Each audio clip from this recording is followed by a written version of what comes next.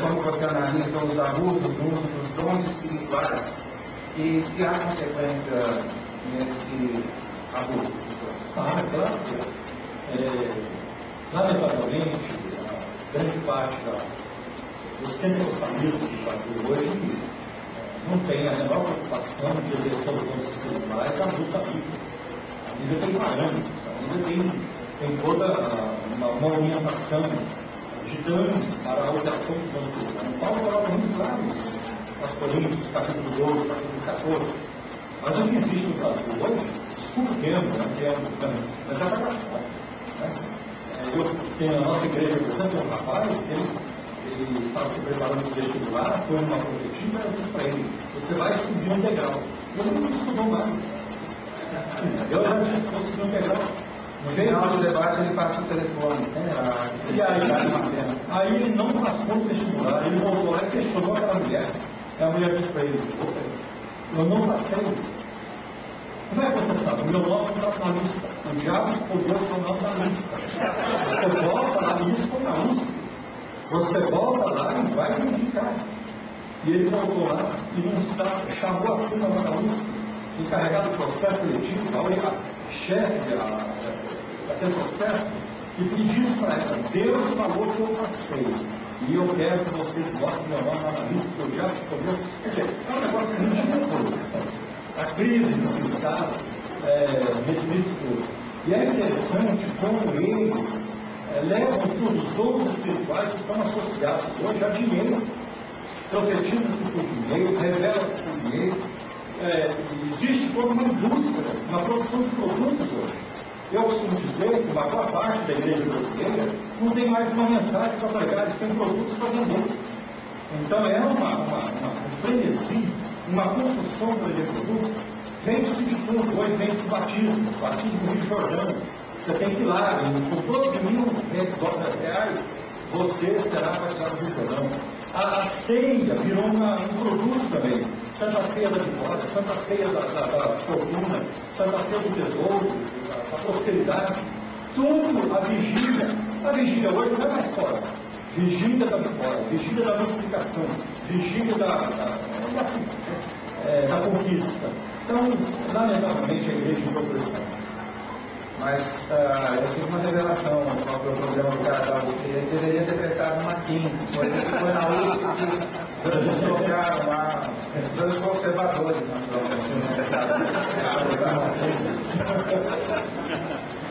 chamada esquerda cristã, vamos para cá, da esquerda para roxo, está cada vez mais forte, pois por meio de escritores norte-americanos, principalmente abordando temas sobre espiritualidade. Essa esquerda cristã é um novo liberalismo disfarçado ou isso é um exagero?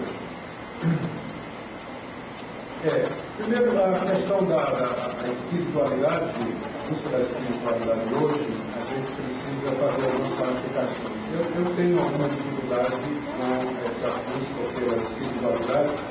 Quando essa busca pela espiritualidade vai procurar na Idade Média e nos monges da Idade Média a inspiração e o modelo.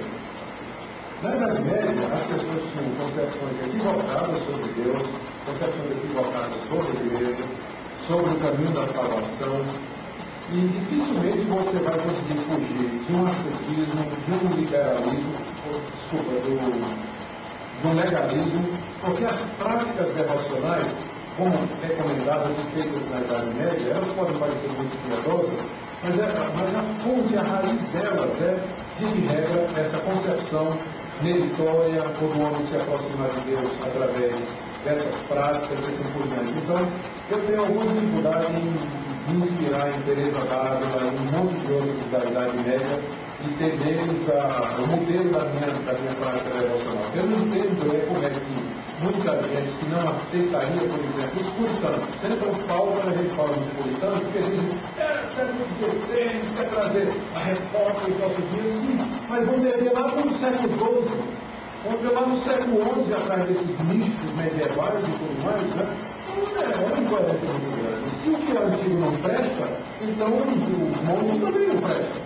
Então, pelo menos isso tem um pouco mais coerente. Agora, Você perguntou se a pergunta tem a ver com a questão do esquerdismo. Eu não vejo uma ligação necessária dessa busca pela espiritualidade medieval nítida e o esquerdismo teológico, né? O esquerdismo teológico é um nome que está sendo dado a esse segmento evangélico que tem a mesma agenda da esquerda, a favor do aborto, das uniões homoeróticas, uso de preservativos como a única maneira de resolver o problema da AIDS, sexo antes do casamento. Há uma coincidência de agendas entre esse segmento evangélico e o governo, que é o governo esquerdista, né? Eles pensam da mesma linha, aí o nome esquerda teológica que tem sido usado por esse pessoal. Acho que cabe uma advertência, esse negócio de beber no século XII, no século XIV, lei seca também está valendo para quem vai beber no século XII, no século XIV. Só o calicizinho do vinho que não tem problema. Um bom presbiteriano. Ali do lado, a gente está projetando algumas frases, são excertos meus, obviamente não tem a ver com o que está rolando aqui, mas se você estiver distraído, olhando, fazendo alguma coisa, ali tem umas frases muito legais que eu escolhi no livro. E todas essas discussões que a gente está só, como muitos pastores, a gente só está assim, com profundidade de 15, aqui em 2 minutos, tudo isso é discutido sobre esse voto, por exemplo, esquerda, no primeiro capítulo ele fala bastante sobre isso. Enfim, vocês vão curtir. Deve ser depois a gente acerta a parte. Vamos lá, deixa eu ver, cadê aqui? Está aqui, um dos slogans da reforma é sempre reformando. Dentro do pós-modernismo, é outro termo que eu não vou usar. No que a igreja precisa ser reformada? Acho que a igreja está precisando desesperadamente de iluminação. Estamos precisando de iluminação para entendermos aquilo que foi revelado. Eu acho que nós passamos um momento de crise no Brasil. Nós temos hoje uma crise de repensar. Eu pergunto, quem no mundo evangélico hoje influencia a sociedade? Não temos mais. Eu acho que nós não temos ninguém no mundo evangélico hoje que influencia a sociedade de forma positiva. Nós já tivemos essa voz, mas nós perdemos essa voz. E atualmente nós não temos. Há uma crise aí muito forte em relação a isso.